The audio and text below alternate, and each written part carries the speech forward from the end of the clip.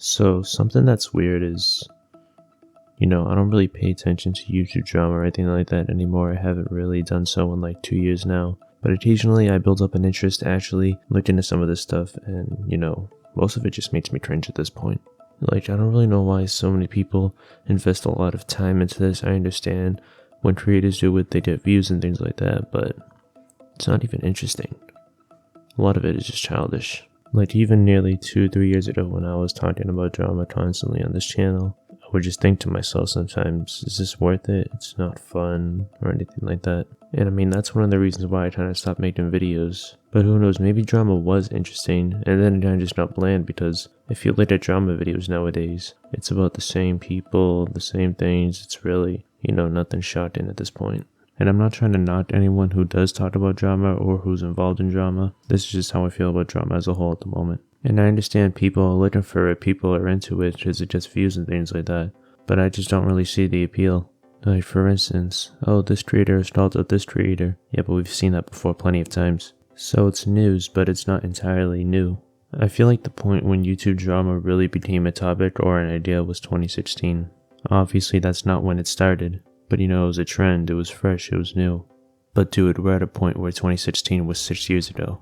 Now 6 years is not a very long time, but in terms of YouTube, content and trends and things like that, it kind of is. Now I'm no expert on trends or what's popular or whatever, but I feel like we all share the sentiment that, if we've been doing something for 6 years, it's kind of going to get bland at some point, if it hasn't already. And maybe this video is pointless and I'm just stating things that are obvious for most people. But I haven't spoken on the topic known as drama in a while, I haven't looked into it in a bit, so I'm just kind of voicing my opinion and kind of explaining how I feel about everything as far as drama is concerned. Do I ever see myself getting back into drama? I'm not sure at the moment. Do I see myself getting back into making videos and things like that? Probably. It's weird because sometimes I have the urge to make content and other times I just want to work on music and other stuff like that. But now I'm at a point where I dropped my first album, checked it out on Spotify. And if you can find it on iTunes, I still haven't found it yet. And I'm almost done with my second album. I finished around 7 songs for it. So I'm thinking to myself, well, what do I really do? Do I make videos? Do I continue to work on music non-stop? Because if I continue to just work on music, it's probably going to get boring eventually. So I could potentially make YouTube videos to kind of balance it out. But then what do I do? Do I make commentary videos? Do I make music reviews? Do I do reactions? And I know reactions aren't the best kinds of videos, but there's certain ways to go about doing things, and what I mean by that is I can cut parts of the reaction out where there's really nothing going on. I can definitely give credit to the creator of the original video, but I don't even know if I want to make reactions, those are just ideas. I could also make gaming videos, but gaming videos are so oversaturated on YouTube at this point. I kind of want to make like top 5 videos, like my top 5 favorite rappers. I know that's a little bit corny, but it's definitely interesting. That's a certain type of video that would last in the long run as opposed to a drama video or something like that. And I know my delivery now is a lot more relaxed. I just have a more casual approach to this. I don't think I'm ever going to go back to the original kinds of videos I was making, which was just drama and topics like that. I could always make drama videos, but it's either going to be a step up or a step down from that. I have to get back into that mindset. But a YouTuber calling out another YouTuber really doesn't interest me at the moment. I could make commentaries and talk about albums I like and things like that. What's interesting is I keep on floating that idea, maybe I'll stick with it. What I like about making YouTube videos is it allows me to feel more creative, but I really see myself as a musician and I don't want to come off as a joke rapper or a joke artist or something like that. I know my production isn't the best at the moment, but I'm still learning things and I do see myself improving on that in the future. But since my music isn't really top quality at the moment, I do have to make YouTube videos as something else on the side to kind of build that audience. Will there ever be a point where I reach that level of success that I would always dream of? Like making high quality music, getting those YouTube play buttons and other things like that. I don't know, but I have to find a good niche and stick to it. What's interesting is I probably would have been at that level at this point if I continued to make the drama videos back in 2020, or would I? I mean, they did relatively well, but how long would my channel have lasted?